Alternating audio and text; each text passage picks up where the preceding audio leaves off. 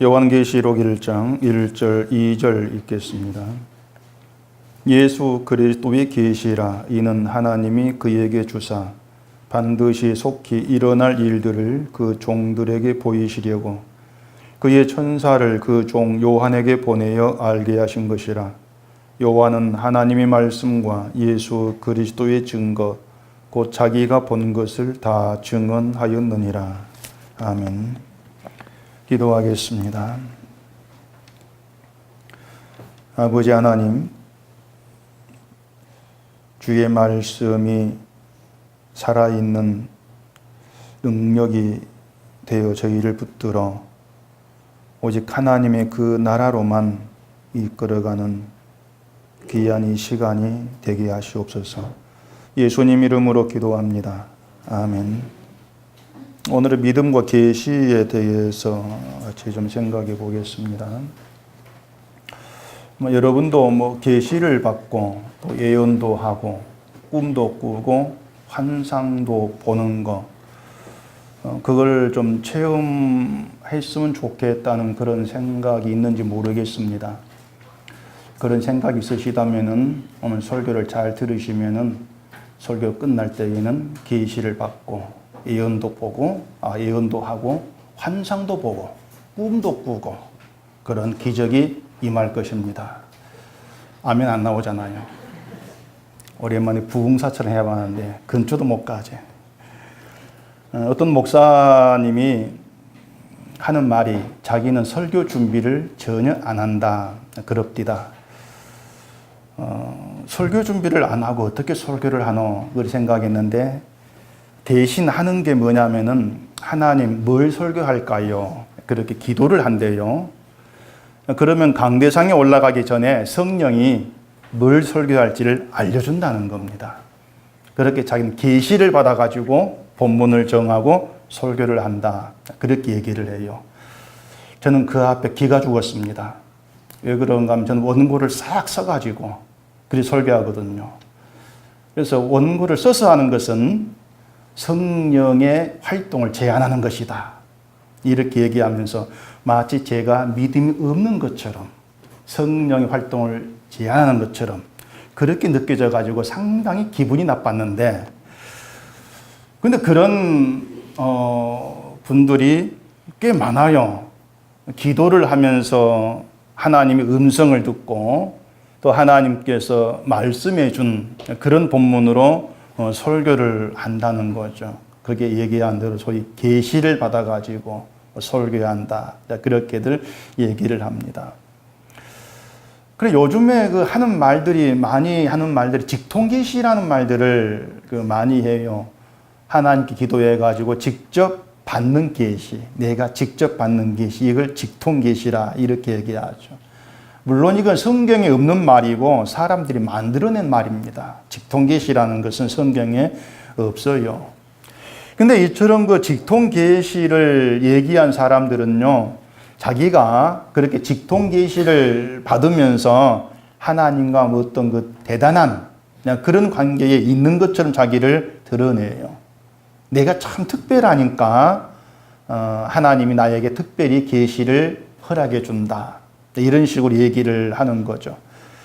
이렇게 그 직통 계시를 말한 사람들이 그 추구하는 게 뭔가 하면은 우월의식입니다. 내가 이만큼 우월하다. 그런 얘기인데, 방금 말씀드린 것처럼 설교 준비를 따로 하지를 않고 하나님께 계시를 받아가지고 설교한다. 이런 사람들은 결국 네가 계시를 받아가지고 설교하니까 내 설교는 하나님께로부터 온 직통으로 온 것이야. 내 설교는. 그렇게 이제 자기를 내보이는 거죠. 성령이 특별히 자기에게만 계시한 말씀이다. 그러니까 이 말씀 안 들으면 안 돼. 이렇게 얘기를 하는 겁니다. 결국 그런 식으로 이제 자기의 설교를 다른 설교자들과 차별화시키는 거. 그런 경우가 많이 있죠. 그리고 또 교인들에게 얘기한 대로 하나님께로부터 기도해서 직통으로 계시받은 설교이니까 이 설교를 안 듣는 것은 하나님 말씀을 듣지 않는 것이고 불순종하는 것이다. 대적하는 것이다. 이런 식으로 또 몰아붙이는 것도 많이 들을 수가 있습니다. 그런데 이러한 것들이 결국 그 하나님 말씀이 성경보다도 어떤 그 직통 계시를 받았다고 한 자기 권위를 더 높이는 것이 되고, 또 자기 체험을 성경보다 높은 권위에 두는 그런 그 결과가 된다는 것을 우리가 좀 주시를 해야 돼요. 결국은 이단이라는 겁니다. 또 직통 계시 함께 뭐 입신 얘기도 하고 또 환상도 하고 예언 기도를 한다, 이런 말들도 많이들 하는데, 그 모든 것들이 하나같이 성경과 상관이 없는 거예요. 물론 성경에 환상도 있고 꿈도 나옵니다. 그런데 성경에서 말한 환상을 본다는 것, 꿈을 꾼다는 것은 지금 흔히 얘기하는 그런 식의 환상, 그런 꿈, 그런 것과 아무 상관이 없는 것임을 아셔야 돼요. 그러니까 지금 그 뭐 이상한 데서 얘기하는 걸 입신, 환상, 이런 것들은 인간의 종교심에 의해서 만들어진 그러한 것에 지나지를 않는 거예요. 그래서 뭐 계시를 받았느니, 예언 기도를 하느니, 환상을 보느니, 이런 것들은 결국은 다른 종교에서도 또 자기 특별함을 부각시키기 위해서 많이 사용하는 그런 것들입니다. 그렇게 보면 얘기한 대로 뭐 직통 계시 이런 것들은 인간의 욕망이 나와지는 그런 거에 지나지를 않습니다. 누군가에게 없는 특별한 체험을 내가 함으로써 나는 이 정도다, 그렇게 자기를 드러내고 있는 것이죠. 그런 욕망에 의해서 이단이라고 하는 것이 이제 발생을 할 수밖에 없습니다. 말씀드린 것처럼 성경에 직통 계시 없습니다. 없지만은 계시는 있어요. 오늘은 이 성경이 말한 계시를 받았다는 것, 또 계시를 말한다는 것, 이것이 뭔가를 좀 잘 이해를 하시고 하나님이 준 그 계시를 통해서 바른 믿음의 길로 가는 것, 이게 이제 오늘 저와 여러분들이 이 말씀을 대하는 그런 어떤 그 모습이고 또 태도라는 것을 좀 생각하시기를 바랍니다. 먼저 이 계시라는 말이 무슨 뜻인지를 좀 아셔야 하는데, 계시라고 하는 건 드러내는 거예요. 하나님이 스스로를 이 땅에 드러내신다, 알게 하신다, 이걸 계시라 이렇게 얘기하고 있는 겁니다. 스스로를 드러내셔서 하나님 누구신가를 알게 하는 것이다. 이런 점에서 그 많은 사람들이 말하는 계시, 이해하는 계시 의미가 잘못되었다고 이제 할 수가 있는데, 그게 뭔가 하면은 얘기한 것처럼 뭐 기도하니까 내가 설교한 것을 알려준다, 이걸 계시라고 여기는 거, 이런 것들이 모두가 잘못 이해한 거예요. 오늘은 이걸 설교해라, 이걸 하나 계시라고 하죠. 그러니까 이런 식으로 내가 어떻게 행동을 하고 또 무엇을 말하고 내가 어디로 갈 것인가, 이런 것들을 하나님이 직접 지시하는 거, 이걸 계시 받은 것처럼 이렇게 얘기하는데 그게 잘못이라는 겁니다. 성경에는 그런 계시라는 것이 없는 거예요. 1절에 보시면은 예수 그리스도의 계시라, 이는 하나님이 그에게 주사 반드시 속히 일어날 일들을 그 종들에게 보이시려고 그의 천사를 그 종 요한에게 보내어 알게 하신 것이라, 그렇게 얘기합니다. 요한계시록은 요한이 기록을 했죠. 하나님이 요한에게 알게 하신 것을 그대로 기록하는 것, 이것이 요한계시록인데, 그 시작이 뭡니까? 예수 그리스도의 계시라, 이렇게 시작을 해요. 그 예수 그리스도 계시라고 하는 것은 예수 그리스도에 관한 증언이다, 그 뜻입니다. 예수님에 대한 증언, 그게 예수 그리스도 계시예요. 뒤 2절 보면은 요한은 하나님의 말씀과 예수 그리스도의 증거, 곧 자기가 본 것을 다 증언하였느니라. 그러니까 요한이 보고 알게 된 것은 예수 그리스도에 관한 것이다, 그 뜻이죠. 그게 요한이 받은 계시란 얘기입니다. 요한이 받은 계시의 내용, 딴 거 없어요. 예수 그리스도에 관한 거, 그게 계시의 내용이에요. 그러니까 계시를 받았다고 한 사람들이 저게 성경적인 것인가 아닌가 구분하는 것은 간단합니다. 그 계시 내용이 예수님에 관한 것이냐, 그걸 살피면 되는 거예요. 그 말은 예수 그리스도에 관한 내용이 아닌 건 다 가짜란 얘기입니다. 계시가 아닌 거예요. 그러면은 지금 예수 그리스도에 대한 증언이 성경으로 부족한 것이 있나 생각해 보세요. 없잖아요. 우리가 성경을 통해서 알게 되는 예수님에 관한 것 말고 다른 또 새로운 것이 뭔가 주어져야 되고 더 보충돼야 될 것, 그게 있냐는 겁니다. 없잖아요. 성경으로 예수님에 대한 증언은 완벽하게 된 것입니다. 완성된 거잖아요. 그래서 우리에게는 성경 말고 다른 계시가 필요치가 않습니다. 새롭게 받아야 될 계시가 있는 게 아니에요. 성경으로 충족되었으니까. 예수 그리스도의 계시는 성경으로 완성되었고 부족함이 없는 충만의 상태이기 때문에 우리는 성경을 얘기하면 된다는 얘기죠. 그렇기 때문에 뭐 성경 말고 다른 특별한 새로운 계시를 직통으로 받았다, 환상을 봤다 나는 이런 것들은 모두 가짜다. 그래 결론 내리면은 틀림이 없습니다. 예수님은 성경이 내게 대해 증언하는 것이다 이렇게 말씀했잖아요. 그러니까 성경 전체가 예수님에 대해 증언하고 있습니다. 그렇기 때문에 성경 전체가 예수 그리스도의 계시예요. 성경 전부가. 우리는 성경 보면 어디를 봐도 예수님을 얘기하면 되는 겁니다. 다시 말해서 굳이 하나님이 오늘은 이 본문으로 설교해라 이렇게 하실 필요가 없다는 거예요. 어디를 설교해도 어떤 본문을 펴도 예수님이 나오고 십자가 나올 것인데 따로 이걸 설교해? 그런 계시받아갈 본문 정하고 그런 게 어디 있겠습니까? 그렇기 때문에 설교 준비를 따로 안 하고 뭐 기도해가지고 하나님 주신 거 설교한다. 이건 말이 안 되는 것이죠. 또 어떤 이런 사람이 있습니다. 강대상에 올라와가지고 이 성경책을 딱 해가 아무데나 편대요. 펴가지고 눈에 들어온 게 이게 하나님이 준 본문이다. 얘가 그걸 설교한다는 거예요. 이 목사들이 부채도사 돼갑니다. 부채도사가. 어떻게 합니까? 맞습니까? 다시 말하지만 계시는요 어떤 희한하게 신비한 뭐 음성을 듣고 전혀 그런 게 아니고요 예수님에 대한 관한 증거입니다. 그게 계시예요. 그것만 분명히 하시면 됩니다. 그러면 직통 계시니 뭐 예언 뭐 기도니 뭐 입신 이런 것들이 다 엉터리구나 이걸 알 수가 있어요.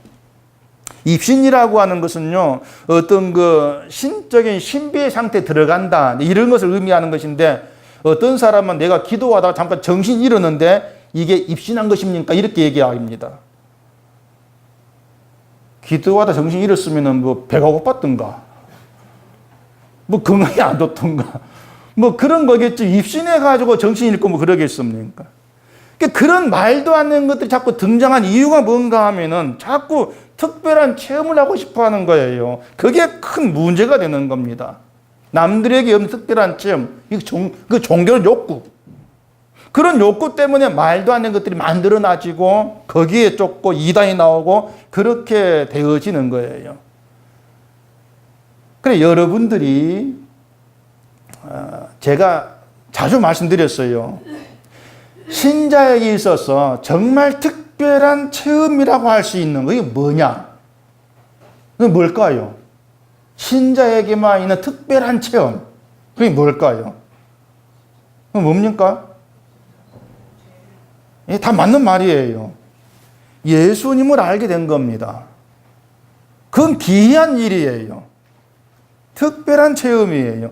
예수님을 알아간다. 그게 특별한 체험 속에 지금 들어있는 것이란 얘기입니다. 예수님을 우리가 알아가는 거, 예수 앞에서 죄를 보게 되는 거, 그의 나라 그의 의를 구하게 되어지는 거, 이런 것들이 우리에게 특별한 체험일 수밖에 없는 이유는 성령이 아니고서는 안 된 일이기 때문에 그렇습니다. 영을 받아야 되거든. 영의 사람만이 예수님을 알아갈 수가 있어요. 영의 사람만이. 그렇기 때문에 성령 받은 신자에게만 성령으로 가능한 체험이기 때문에 특별한 체험이다. 그게 뭐라고요? 예수님을 알아가는 것이다. 그렇게 얘기할 수가 있는 거예요. 그러나 예수님을 알아간다. 이걸 가볍게 여기기 때문에 그런 것 말고 자꾸 다른 사람이 놀랄 만한 그런 체험을 자꾸 하려고 하지 않습니까? 우리가 예수님을 알아가기 전에 세상만 바라보고 나만 살아간 인간이었고 그게 죄라는 것도 알지를 못했습니다. 그런 우리가 그게 죄구나. 그게 죄고, 예수님을 알게 됨으로 인해서 이 세상보다 더 좋은 다른 세상이 있구나. 이걸 알게 되어진다는 거. 그리고 그 세상을 내가 소망하고 기다리게 되어진다는 거. 다시 말해 이것은 성령 받은 신자에게만 있는 체험이에요. 특별한 체험이고 신비한 체험이에요. 그 자체가 신비한 겁니다. 1절에서도요, 그 뒤에 그의 천사를 그 종 요한에게 보내어 알게 하신 것이 이렇게 말하지 않습니까? 알게 하신 것이 뭡니까? 예수 그리스도를 알게 했다. 그 말이거든요. 예수님을 알게 했어요. 그런데 요한으로 하여금 예수 그리스도를 알게 하시는데 어떤 랍비를 보내가지고 과외를 시키는 것이 아니고 천사를 보내가지고 알게 한단 말입니다. 천사를 보내가지고. 이게 무슨 말이에요? 예수님을 안다는 건 천사가 내게 오지 않으면 안 될 정도의 신비스러운 일이다. 그 뜻이란 말이에요. 자, 그러면 무슨 말이에요? 여러분이 예수님을 안다면 여러분께 누가 왔다고요? 지금 다 확신이 없잖아요. 왔는지 없는지 모르, 그냥 말을 하도 천사라고 얘기하자. 내가 봤나? 안 봤잖아요. 요한만 무슨 지능이 떨어져가지고 천사를 보내어가지고 예수를 알게 할 정도입니까? 아니거든요.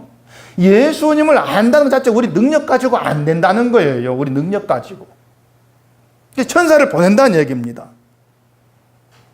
난 천사를 못 봤는데 그런 소리 하지 마시고 내가 천사를 눈으로 목격해야만 천사가 왔구나 인식할 수 있는 게 아니거든요. 성령이 오신 것도 내가 눈으로 목격해서 알게 된 게 아닙니다. 우리가 예수님을 알고 알아간다는 게 증거예요. 예수님을 알아간다. 아, 성령이 내 오셨구나. 그렇게 아시면 되는 거예요.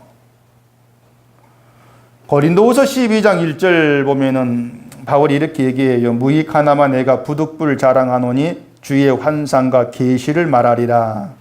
이게 바울 얘기입니다. 자, 바울이 환상과 계시를 말하겠다 이렇게 얘기해요. 바울이 말한 환상, 계시라면 틀림없는 거 아니겠습니까? 그럼 바울이 말하는 환상과 계시, 그게 뭔가 보십시다. 바울이 주의 환상과 계시를 말하겠다고 하면서 어떤 얘기했습니까? 셋째 하늘에 이끌려간 얘기를 했습니다. 신비한 체험이죠. 이걸 우리는 흔히 삼층천에 갔다 왔다 이렇게 얘기합니다. 천국을 갔다 왔다는 것인데 그 정도면은 환상과 계시라고 할 수 있지 않습니까? 그러면은 그 다음에 이어져야 될 말은 적어도 바울이 본 셋째 하늘 뒤에 낙원 그러거든요. 그 낙원이 야 이건 어떻더라 그런 얘기가 나와줘야 되잖아요. 그러면은 그 얘기를 들은 사람의 궁금증이 해소되지 않겠습니까? 바울이 난 낙원에 갔다 왔어 그러면 야 낙원 어떻게 생겼을까? 당연히 그런 궁금증이 나올 수밖에 없는 거예요. 근데 바울은 어떻게 합니까? 자기가 본 셋째 하늘 낙원 이런 방법 말이 없습니다. 전혀 그에 대한 얘기를 하지 아니에요. 우리 같으면 못 참죠. 저 같아도 어디 TBC 같은 방송국 열어가지고 빌려가지고 다 얘기할 겁니다. 자랑을 하지 않겠습니까? 그 고린도후서 12장 4절 보면은 바울이 이렇게만 표현해요. 그가 낙원으로 이끌려가서 말로 표현할 수 없는 말을 들었으니 사람이 가히 이르지 못할 말이로다. 낙원 가가지고 본 것만이 아니고 말도 들었다는 얘기예요. 말도. 이 정도만 돼도 우리의 궁금증은 야 바울이 다녀온 낙원이 어떻게 생겼을까? 그가 들은 말은 어떤 말일까? 이런 쪽으로 모든 관심이 집중될 거란 얘기입니다. 그런데 바울은 그에 대해 전혀 말이 아니한다. 참 놀라운 일이 아닐 수가 없어요. 더군다나 바울은요, 그 셋째 하늘을 언제 갔다 왔냐면은 그때부터 몇 년 전입니까? 14년 전에 갔다 왔습니다. 14년 전에. 14년 전에 그 낙원을 갔다 온 체험을 했으면서도 그동안 말을 하지 않은 거예요. 14년 동안. 그 이유가 뭘까요? 낙원을 갔다 온 그날 얘기한 것이 아니고 14년 전에 갔다 왔는데 그동안 전혀 말이 없다가 지금 얘기하고 있는 것이죠. 그 고린도서 12장에서. 그건 바울에게요. 그 셋째 하늘 낙원을 갔다 온 체험이 복음 전하는 일에 아무 중요하지 않기 때문에 그런 거예요. 전혀 중요하지 않는 것이죠. 그리고 또 자기 체험을 그 얘기를 하면은 자기가 특별한 존재인 것처럼 오해될 수 있다는 생각도 했을 수가 있는 겁니다. 근데 왜 14년 지난 지금 그 얘기를 하고 있습니까? 고린도후서 12장 5절 보면은 바울이 이렇게 얘기합니다. 내가 이런 사람을 위하여 자랑하겠으나 나를 위하여는 약한 것들 외에 자랑하지 아니하리라. 이런 사람이라고 누구냐면은 당시 바울의 적대자가 있었습니다. 바울을 반대하는 그런 사람이 있었는데 그 바울을 반대한 사람들이 자기들이 바울보다 더 나은 사도라는 그 증거로 환상과 체험을 얘기했던 거예요. 우린 이런 환상을 받고 체험을 했어. 그걸 통해서 우린 바울보다 나. 그렇게 얘기한 거죠. 바울은 만약 그런 것이 사도된 증거라면 나도 얼마든지 자랑할 게 있다. 이런 취지로 셋째 하늘을 얘기한 것으로 짐작할 수가 있는 겁니다. 나도 이런 체험했어. 그렇기 때문에 바울은 셋째 하늘이 이런 거야. 그걸 설명할 이유가 필요가 없었던 거예요. 그건 바울 관심사가 아니었으니까. 셋째 하늘을 봤다 할지라도 예수를 믿지 않으면 구원될 수가 없는 것입니다. 그렇잖아요. 그렇기 때문에 바울에게는 셋째 하늘 본 거, 그게 어떻게 생겼고, 그게 문제가 아니고 예수 그리스도를 증거하고 그 주를 믿는 거죠. 오직 주에게만 집중하고 있는 거예요. 그게 진짜 계시받은 사람 모습입니다. 계시를 받았다면은 예수 그리스도에게만 모든 마음이 집중될 수밖에 없어요. 내 체험, 이건 아무것도 아닌 것이죠. 주만 증거할 수밖에 없는 거예요. 이게 계시받은 사람의 특징입니다. 내가 드러나고 내가 자랑되는 것이 아니고 예수님만 증거되고 자랑되는 그 방향으로만 향한다는 것이죠. 그렇게 보면은 지금 계시에 받았다고 떠들고 있는 그 사람들 계시가 모두 가짜다. 이렇게 얘기할 수밖에 없는 것은 몽땅 자기 자랑과 우월의식으로 나가기 때문이라는 겁니다. 나 계시 받았다. 나 직통 계시 받았어. 이렇게 떠드는 거. 그게 수상하다 그 말이에요. 바울이 받은 환상과 계시는 바울로 하여금 오히려 약한 것을 자랑하게 합니다. 만약 바울이 셋째 하늘에 대해서 자세하게 설명을 했다면 어떻게 되겠습니까? 바울이란 이름이 인기를 끌었을 거예요. 바울 주변으로 많은 사람 몰리면서 관심이 바울에게 쏠리겠죠. 그리고 바울을 보면서 그 낙원 이야기 다시 해주세요. 그래 요청하겠죠. 복음 들으려고 하지 않을 거예요. 당신 갔다 온 낙원 좀 들읍시다. 그렇게 나올 거란 얘기죠. 때문에 바울에게는 그 셋째 하늘 얘기, 정말 바울에게는 필요가 없는 그런 얘기일 수밖에 없는 것이 오히려 약한 걸 자랑하는 그런 방향으로 나가는 것입니다. 그래서 바울은 셋째 하늘 대해서 입을 다물어 버리더라. 그리고 자기를 위해서 약한 것을 자랑한다. 이렇게 얘기를 한다는 거예요.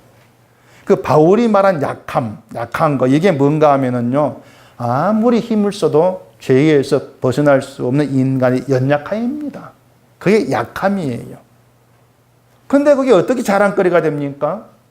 인간의 약함을 통해서 예수님의 은혜가 증거되니까 내 약함이 자랑거리가 되어 나오는 것이죠. 우리는 바울의 이런 증거들을 보면서 환상을 보고 계시를 받았다고 말하는 것은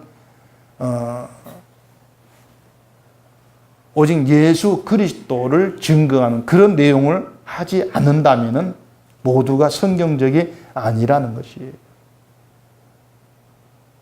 우리가 증거할 것은 그 어떤 체험도 아니고 예수 그리스도만 증거하는 것. 주님의 세계를 우리가 보고 그 세계를 증거하는 것. 오직 그것만이 우리의 할 일이라는 것. 거기에 염두를 두셔야 하는 것입니다. 사도행전 2장 16절 한번 찾아보십시오.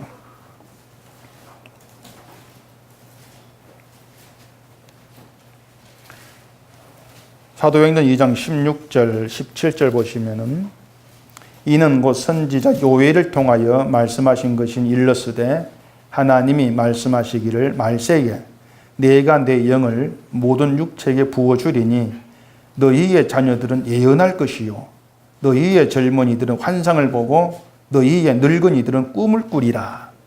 자, 예언이 나오고 환상이 나오고 꿈이라는 말이 나오죠. 지금도 뭐 예언한다, 환상 봤다, 꿈 꿨다, 뭐 이런 사람들 많습니다. 그건 역시 성경과 상관이 없는 거예요. 자녀가 예언하고 젊은이는 환상을 보고 늙은이는 꿈을 꾼다는 것은 자녀는 예언만 하지 환상을 못 본다 이런 의미가 아니고요. 자녀, 젊은이, 늙은이 할 것 없이 모두가 영이 임하지 않고는 나올 수 없는 말을 하더라 그 뜻입니다. 모두가 다 영이 임하지 않고는 할 수 없는 그런 말을 하는 세상. 그게 성령이 임한 새로운 세상이다. 이러한 뜻이 되는 거예요. 세상에서 들을 수 없는 말을 하게 되는 새로운 시대가 도래하는데 그게 성령이 오시는 것이다. 그 얘기를 하고 있다는 얘기입니다. 그러면 지금 성령이 오신 이 시대가 새로운 세상이죠. 세상이 들을 수 없는 말을 들을 수 있는 것. 그게 새로운 세상이 되는 거예요. 그걸 영의 시대 이렇게 얘기하는 말입니다. 그러니까 성령의 시대라고 해서 뭐 병 고치고 앞날을 예언하고 그렇게 생각하지 마시고요. 성령이 아니면 할 수 없는 말을 하게 되어진다. 이리 생각하시면 된다. 그 말입니다. 성령이 아니면 할 수 없는 말. 그게 뭐겠습니까? 복음이에요. 복음. 예수님에 대한 증거. 정말 그것만큼은 성령이 아니면 할 수 없는 말이에요.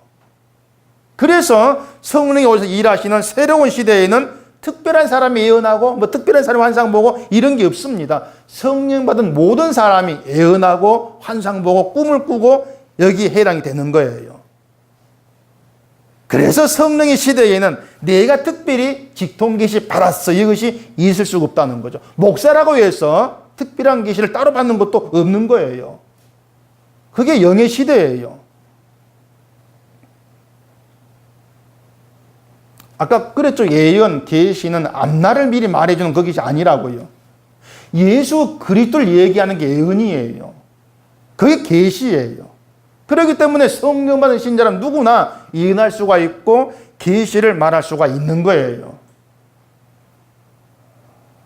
앞으로 은속교회는 예언만 하시기 바랍니다. 계시만 하시고. 뭐 꼭 신비주의처럼 흘러간 기분이 조금 날 것 같은데. 그러니까 새로운 예언을 막 하고 새로운 계시를 받아서 말하는 것이 아니고 이미 하나님께서 알게 하신 예수 그리스도 그분을 얘기하고 그분으로서 교제하고 그것이 예언 가운데 있고 계시 가운데 있는 참된 교회의 모습이 되는 거예요. 근데 중요한 게 뭐냐면요. 그 계시가 참된 계시라 그 증거가 뭐냐면 내가 부인되는 겁니다. 그걸 아셔야 돼요. 내가 부인되는 것. 왜냐? 성령은요, 언제나 예수님을 증거하게 할 때에 내가 부인되게 하고 예수를 증거합니다. 내가 살아있는 상태에서 예수가 증거된 건 없어요. 늘 내가 부인되어져야 되죠. 왜? 그래야만이 주만 높임 받는 그 방향으로 나갈 수 있기 때문에 그런 겁니다. 환상도 뭐 이상한 것을 본다 그런 의미가 아니고요. 세상에서 보이지 않는 새로운 세상을 보는 게 환상이에요. 이 땅에서 보이지 않는 성령 받지 못한 사람 볼 수 없는 세상, 영의 세상이죠. 그게 환상이에요. 그게 예수 그리스도의 세계죠. 저주와 죽음에 갇힌 내가 예수의 피의 은혜로 용서를 받고 해방되어서 영원한 그의 나라를 소망하는 것. 그게 환상을 보고 사는 겁니다. 눈에 이상한 게 보인 게 아니에요. 꿈도 마찬가지거든요. 잠잘 때 뭐 이상한 꿈을 꾼다. 뭐 목사를 만나든 저를 만나든가 이상한 꿈이에요. 그런 꿈을 꾼다는 것이 아니고 환상과 마찬가지로 세상에서 볼 수 없는 새로운 세상을 소망하고 살아가는 그런 그런 소망을 갖고 있는 거죠. 그게 꿈을 꾸는 거예요. 그게 성령으로는 진짜 꿈이죠.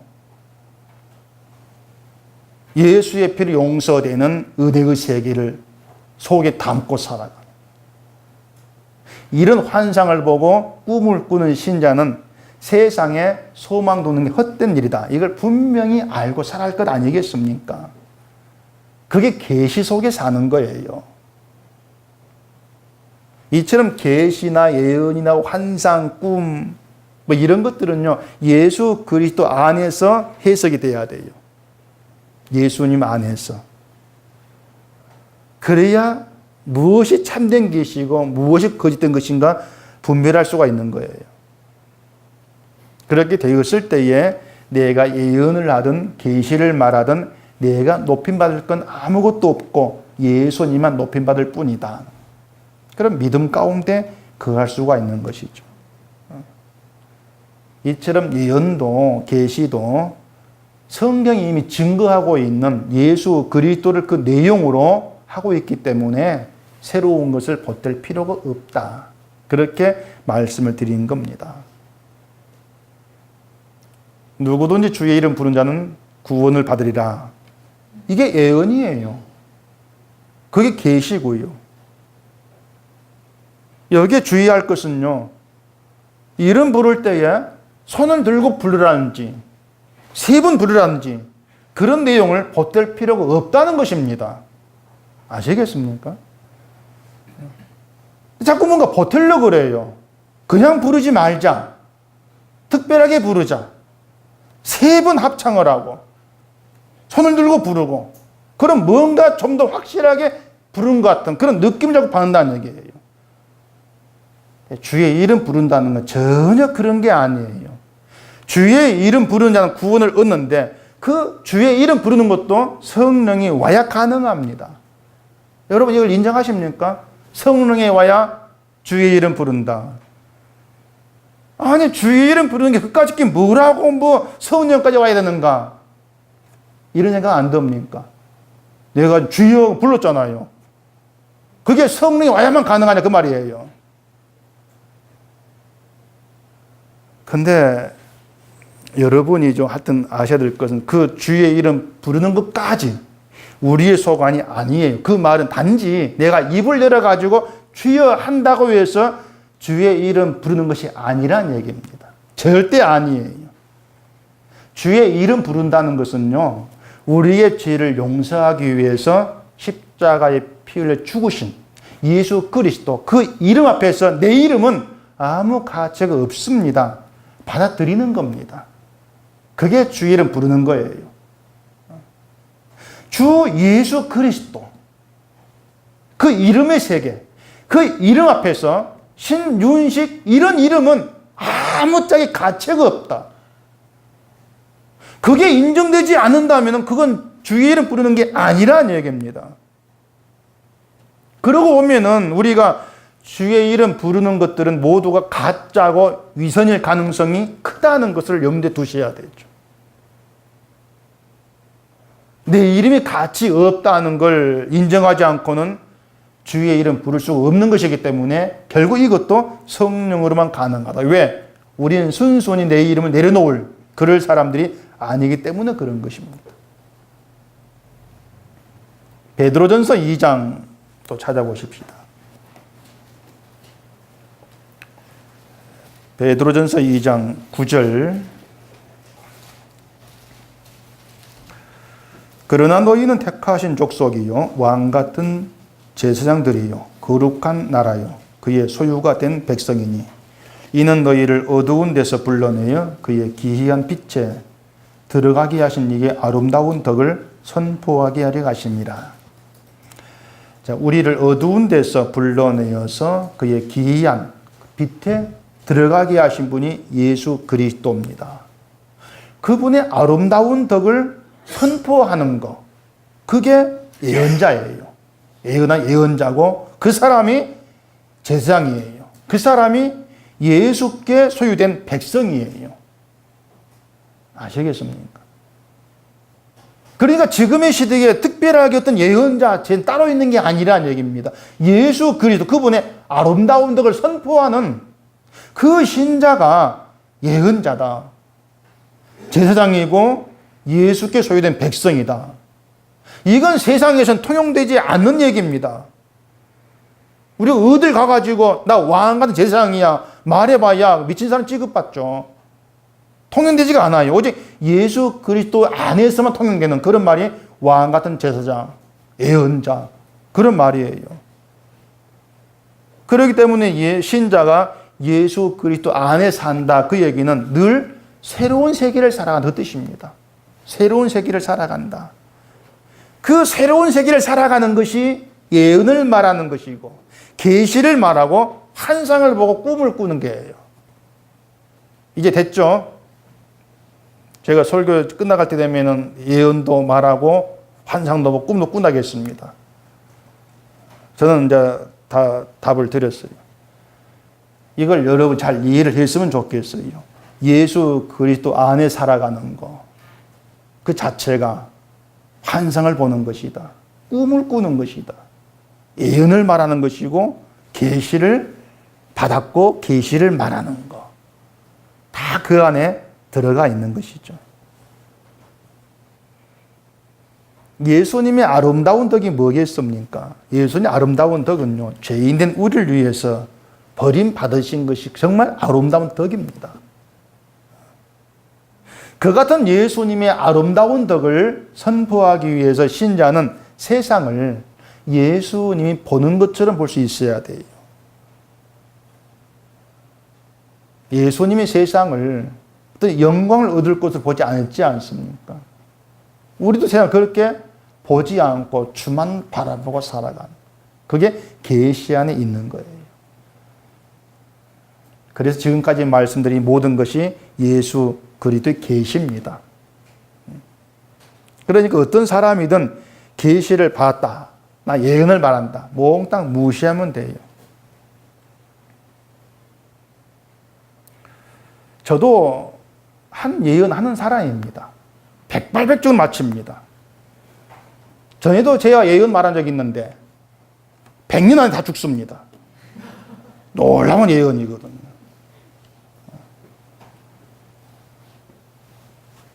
예언은 그런 앞일을 끌어당겨 말하는 게 아니고요. 우리에게 내일 어떤 일이 일어나고 안 일어나고 아무 의미가 없잖아요. 내일 일은 내일 염려하겠는데 오늘도 내일도 내가 기대한 대로 살아가는 것이 아니고 하나님이 살게 한 대로 살아가는 것입니다. 그렇기 때문에 내일 일이 어떤 일이 있을까? 내일 좋은 일이 있으면 좋겠는데 그런 쓸데없는 생각이 붙들리지 마시라는 것이에요. 신자는 살든 죽든 주를 위해 존재할 뿐이에요. 내일 죽는다면은 그게 좋은 일이니까 나쁜 일입니까? 성경대로 그냥. 무슨 일이에요? 내일 죽는다. 좋은 일이죠. 박수를 치면서 기다려야 될 그런 얘기죠. 세상 지금 다 내려놓고 하나님 나라 가서 예수님과 영원히 산다는 것인데 그걸 나쁜 일, 난 그게 싫어. 그럼 문제가 있는 것이죠. 속마음은 어떻든지 간에 지금 그게 많은 말할 그 말입니다. 신자는 예수 그리스도의 계시를 받은 사람이에요. 그리스도 계시를 받았다는 것은 예수님이 내 인생에 들어오셨다는 겁니다. 여러분 인생에 예수님 들어오신 거예요. 그럼 여러분은 여러분 인생에 들어온 예수님을 어떻게 생각하는가? 한번 곰곰이 생각해 보세요. 그냥 생각하지 마시고 내가 구원받지 못할 자, 나는 그걸 염두에 두고 그런 내 인생에 예수가 들어오셨다. 그 예수님이 어떤 분일까? 그렇게 생각해 보시라는 겁니다. 구원받지 못할 내 인생에 구원의 길이 되신 능력이 되셔서 들어오신 그 예수님으로 내가 구원받은 것이 되었다면 예수님 내 인생에 오신 것이야말로 놀라운 기쁨이고 축복입니다. 그 기쁨을 가진 자, 그 기쁨이 있는 자로 살아간다는 것이 환상을 보는 것이요, 꿈을 꾸는 것이에요. 계시를 받은 자로 살아가는 것이고, 그런 삶이 돈으로 부유하게 사는 것보다 더 복되고 부유한 삶이란 얘기입니다. 그걸 우리가 아셔야 되죠. 우리가 이걸 알아가는 게 필요한 거예요. 정말 그게 있어야 돼요. 그래서 결국 나는 예수 때문에 산다. 이 계시가 여러분으로 하여금 천국만 소망하게 하고, 오늘 내게 어떤 일이 있든지 간에 예수님으로 인해서 늘 기쁨 속에 있는 그 삶이 내 기다려지고, 그게 복된 삶으로 나게 다가와지고, 그런 계시가 세상의 무거운 짐들을 다 견디게 하는 하루하루 그런 힘으로 다가와지는 것. 그게 진짜 신자로 살아가는 거죠. 그런 삶을 좀 기대하시고 소망하시고 주께 나와지는 것. 그게 예수를 믿는다는 그 말에 해당이 되는 거예요. 여러분께 그런 계시가 있고 예언이 있고 환상의 꿈이 있는 그런 복된 길로 항상 갈 수 있기를 바랍니다. 기도하겠습니다. 아버지 하나님, 우리 인생에 예수님이 들어오셔서 구원받지 못할 자를 구원이라고 하는 놀라운 은총을 누리게 하셨는데, 우린 그러한 것들을 늘 놓쳐버리고 잃으면서 세상만 바라보고 살아가는 참 안타까운 모습들을 많이 보게 되어집니다. 예수 그리스도 안에 누리고 있는 그 복된 삶이 어떤 것인가를 깨달아 알게 하시고, 예수님이 우리의 계시가 되셔서 우리 가운데 함께 하시고 그 복된 세계로 끌어가시는 그게 신자됨이라는 것을 깨달아 알게 하시면서 예수 그리스도 안에서 오직 성령으로 알 수 있는 환상과 꿈과 주님의 그 나라만을 소망하고 바라고 살아가는 저희가 되게 하시옵소서. 예수님 이름으로 기도합니다. 아멘.